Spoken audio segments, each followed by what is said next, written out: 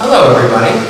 Very nice to be here in Seoul, Korea. It's a place I've always wanted to see and come visit, so I'm very excited to be here, especially to talk about Deadpool 2. How was that at the red carpet? I don't think I've ever experienced a welcome like I did last night here in Korea. I mean, even landing at the airport was one of the craziest things I've ever seen. Those people had to have gotten there at 3 or 4 in the morning, so that was pretty special. I immediately phoned my wife late as soon as I got home and told her that was just the most amazing thing I've ever seen. So how do you feel about making a movie for adults? And you also co-wrote the film. And how much did you participate in terms of the writing? Okay, so I'll answer the first part of the question. Deadpool 2, yes, it is targeted towards adults. I mean, it's in the United States, it's an R-rated film. We felt, and we've always felt, that the best way to tell Deadpool's story in the most authentic way in relation to its fans is to keep it R-rated. That certainly doesn't stop, kids from going to see it and teenagers, but yeah, it is generally targeted to a slightly older audience, and I love that. I mean, I grew up watching comic book movies, and I love them, and I always wanted something that was a little bit something that could push the boundaries a little bit more, and those are the movies that I was attracted to. So it's one of the reasons I've been trying to get Deadpool made since 2004. And the second part of your question, in terms of co-writing the movie, Red Reese, Paul Wernick, and myself have been a team since about 2008, working on the first screenplay. I wrote on Deadpool 1 as well. I don't know specifically what sort of union rules apply that I had to have a writing credit specific on this one, but I always write. It's just a part of my process, and I love it. Red, Paul, and I do it together. Half of the script for Deadpool 2 was written actually at my house in New York. So we're pretty close. I mean, we have to live together to create these things. So it's a nice partnership, that's for sure. One was a huge success all around the world. So you must have felt that burden on your shoulders when you started working on the second one. And you also started this film. You co-wrote and you produced this film. So can you tell us what kind of things did you focus on to differentiate the sequel to the first one? That's a good question. The burden was sort of lifted once Deadpool 1 was given a green light in which we were allowed to make the movie. So that was the biggest burden. In terms of the second film, we always wanted the second film to be a family film.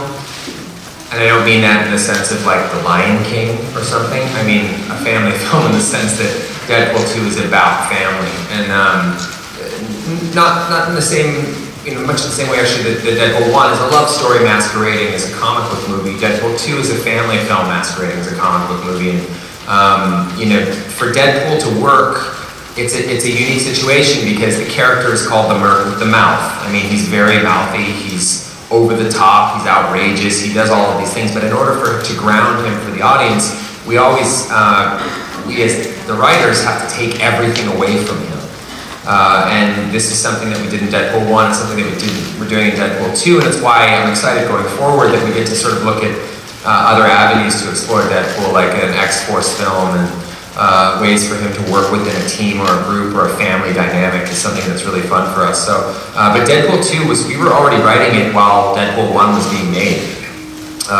We didn't expect to actually get to shoot it, but we were writing it just because we love it. And I think that's one of the reasons that Deadpool, in general, Deadpool's connected with fans all over the world. I think specifically because the people that are making the movies are in love with the character and the franchise, and I think that authenticity translates to audiences. They see how much we love it and how much I love it, and playing Deadpool's really been the great professional privilege of my life.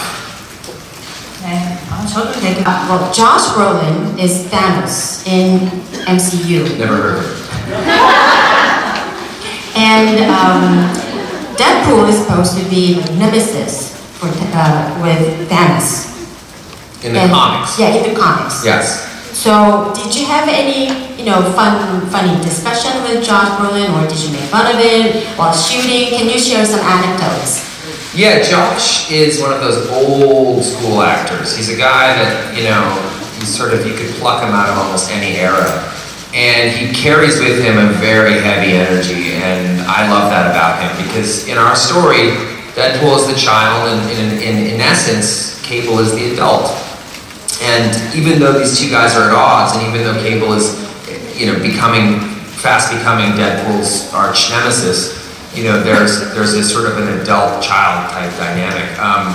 The Thanos thing, I knew, obviously we all knew he was playing Thanos, but Josh was our first choice to play Cable, and he wasn't available. And we kept looking and we investigated all kinds of amazing actors and had a lot of amazing ideas and thoughts and people that wanted to do it, but then our production schedule kept pushing, and then suddenly someone said, what if Josh is available now? So we tried him again, and he said, send over the script, and 2 hours later, he called me and said, I'm in. And that was just the best call I'd ever gotten, because, casting Cable, not like Deadpool 1, the biggest challenge in that one was just finding the suit, just getting the suit right, the Deadpool suit. And I knew that if we could get that right, we would connect with a massive audience on every level. And for Deadpool 2, the biggest challenge was getting Cable right. And Josh is Cable. Have you seen him? I don't know if he's that attractive. I think people are attracted to somebody who's kind of comfortable in their own skin, who sort of integrate and accept aspects of themselves that others might not be appealing to other people. So I think what makes Deadpool attractive is his confidence. I mean, he's an incredibly confident person who's is always liable to say the worst possible thing he can think of, but at the same time, he's going to try to do his best to do the right thing. So, to me, those attributes make Deadpool attractive. I think certainly his sense of humor is attractive. Anyone who has a sophisticated sense of humor or a base sense of humor, like Deadpool is fairly attractive. Yeah. So, in your opinion, how would you rate, in terms of percentage, the match between you and the character? I would say we're a pretty damn close match. The difference between me and Deadpool, of course, is that I have a tiny little editor in my head that says, don't say that.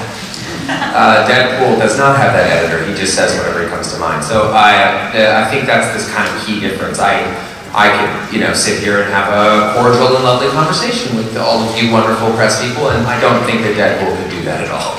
I think Deadpool would lose his mind or do something really horrendous or embarrassing. So, but that doesn't mean I don't want to do something horrendous and embarrassing. Believe me, I have the urge. It's a minute-by-minute showdown with my darker self. So. Is to exceed Deadpool 1 in terms of box office. What kind of pledge can you make? The pledge can be a really simple one, like I will come back to Korea, or say, I will post up a really funny and outrageous posting on my SNS. Well, I'll definitely come back to Korea. I live here. What is the drink called? Soju? Sorry? Is the drink in Korea? Soju. Soju. Am I allowed to just drink a whole bottle of soju on camera? Is that outrageous? Would that kill me? I don't think so, right? No. Okay, good. Deadpool 2 kills it in Korea. I'll drink a whole bottle of that on camera for it. Wow. Yeah. Oh God, what am I doing? This is just a dumb pledge. See? Deadpool took over. The editor failed me. 한국 팬들이 열심히 응원하면서 극장으로 달려갈 것 같은 기분이 듭니다. Now that will drive the fans to go see the movie just so that they will get to see you drunk. They will see me, yes, stumble right over. I'll fall on something interesting too. Hopefully not one of my children. 자, 아쉽지만 마지막 질문